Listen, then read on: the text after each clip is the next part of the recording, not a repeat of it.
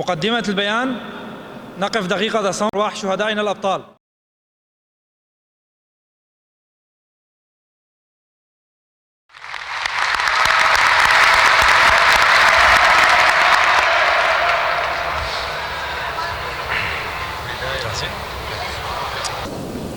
إلى الرأي العام. بداية نستذكر فدائي المقاومة والكرامة: دينيس شيا، زياد حلب، فراشين، أمارة، ليلى، روجين، وكافة شهداء المقاومة والنضال، وننحني إجلالا واحتراما لتضحياتهم وصمودهم.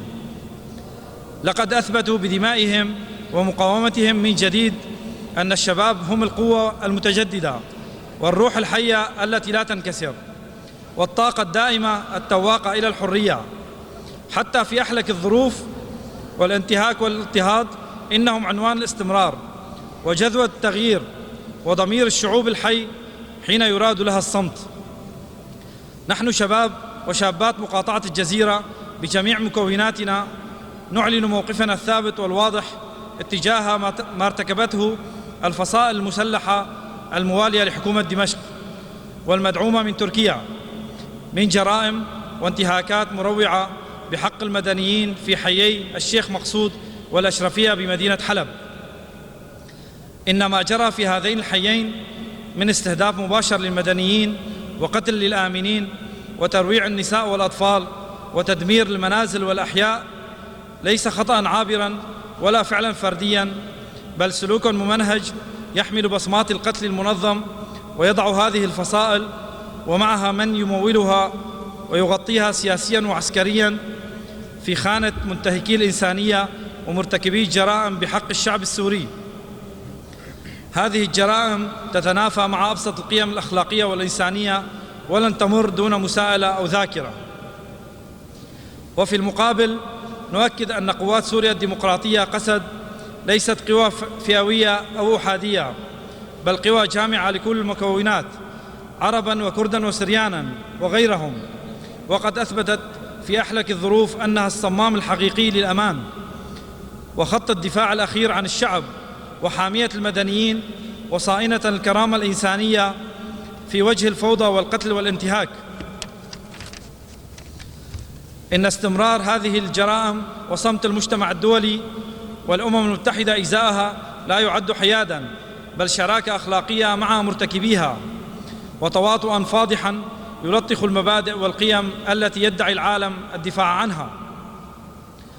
ونقولها اليوم بصوت واحد أمام دماء المدنيين المسفوكة، وأمام جرائم الفصائل الموالية لدمشق وتركيا، وأمام صمت العالم: لم يعد الحياد خياراً ولا الانتظار موقفاً ولا التردد مبرراً.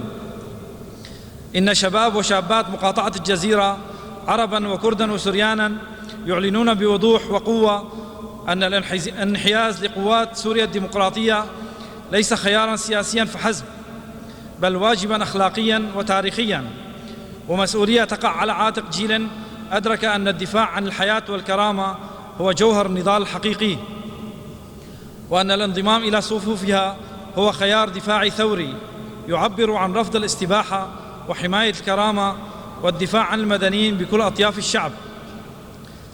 نحن فدائيو الكرامة، نحن أبناء الدفاع عن الشعب، نحن الامتداد الشعبي لمن ضحوا بأرواحهم في الشيخ مقصود والأشرفية، وسننير على الخطى التي رسمها زياد حلب ودينيس شيا.